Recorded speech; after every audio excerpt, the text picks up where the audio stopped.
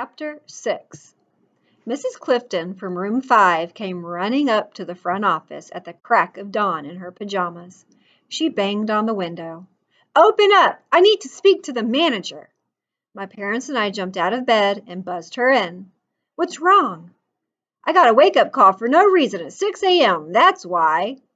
The darn phone system. It must have mixed up waking Mr. Stein in room 6 at 5 a.m. with Mrs. Clifton in room 5 at 6 a.m. At the thought of Mr. Stein, I froze. I glanced at the clock on the wall. 6:10. He was going to miss his very important meeting. I raced out the back door in my pajamas and crossed the motel, nearly crashing into Mr. Stein as his door swung open. Mr. Stein stepped out of his room in his robe, squinting in the morning sun. "What time is it?" he asked. I swallowed hard. We had to give both Mr. Stein and Mrs. Clifton refunds that day. As I handed back the dollar bills I had worked so hard to collect, my dad put his hand on my back while I fought the tears in my eyes. It brought me straight back to Miss Fletcher's class last year. Mrs. Fletcher was my fourth grade teacher at my school, and every week she gave us a spelling quiz. Whoever got all the words right got to hold this special notebook for the day. The cover was rubber and it looked and smelled like a giant bar of chocolate. You could keep it for a whole day too, which meant any time you wanted, you could sniff the delicious chocolatey scent. The notebook was filled with little messages and jokes that all the past winners had written down that the rest of us couldn't read. It was like belonging to a special club. Everyone wanted in on this club, and so did I. But then I started getting my quizzes back and seeing all my mistakes, and the chocolate notebook became as reachable as the moon. I stopped looking at it, stopped even thinking about it, until one day, toward the end of the year, Mrs. Fletcher called my name.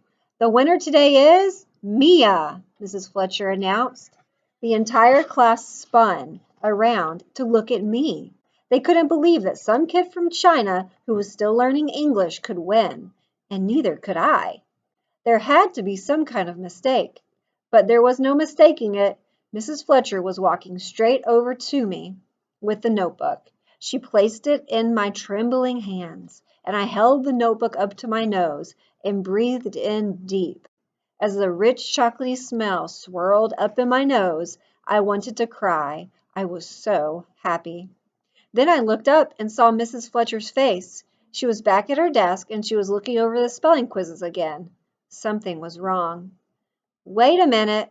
Hold on. There's a mistake here." She frowned. "Mia, I'm going to need the notebook back."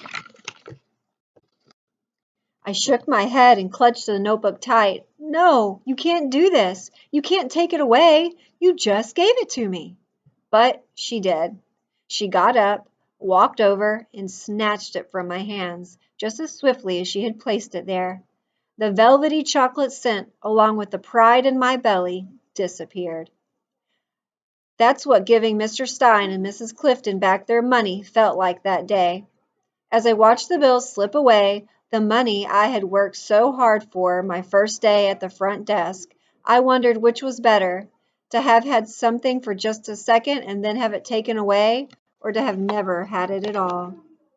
Mr. Yao came in with his son Jason later that day. We weren't expecting him, but since it was his motel, he could pop in any time he wanted. Jason and I sat in the front office while our parents talked in the living room. While he fiddled with the keys, I tried to make conversation. "So, I checked a bunch of customers in yesterday," I said. He barely looked up. He wasn't much of a talker. "And it went super well," I said cheerfully. I left out the part about Mr. Stein and Mrs. Clifton. He didn't need to know about that. In the next room, our parents' voice grew louder. "That's not what we agreed to," I heard my mom say. "Says right there in the contract, terms may change from time to time," Mr. Yao replied. Jason and I looked at each other. We both ran into the living room. "But it's only been 2 days. You said we could have $5 a customer. Those weren't your words." "Those were your words." "I said $5 a customer, including the first 10 and the weeklies." I jumped to my mother's defense. You didn't, I said. You said $5 a customer. You never said anything about first 10 or weeklies. No, I heard him say it, Jason insisted.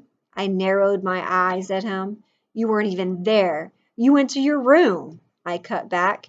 Enough, Mr. Yao yelled. That's the deal. Take it or leave it. I looked over at my mom. I could tell she was calculating how much money we'd be losing under the new arrangement. A lot from the way she was chewing her cheek.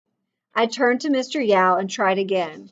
Please, I said to him, we're working really hard. My parents didn't even finish cleaning until 8 last night. And the customers, they aren't so easy to deal with. We had to give 2 refunds this morning. Mr. Yao's eyes bulged. I felt myself shrink from an alpha to an omega. You had to give 2 refunds? I bit my lip and nodded. You're paying for those refunds, he fumed. My dad opened his mouth to protest and closed it. Go ahead, Mr. Yao said. Just say the word. There are 10,000 other immigrants who would take your job in 2 seconds. The blood drained from my father's face. We want the job, he quickly reassured Mr. Yao. Please, sir, we still really want the job. The corners of Mr. Yao's mouth turned.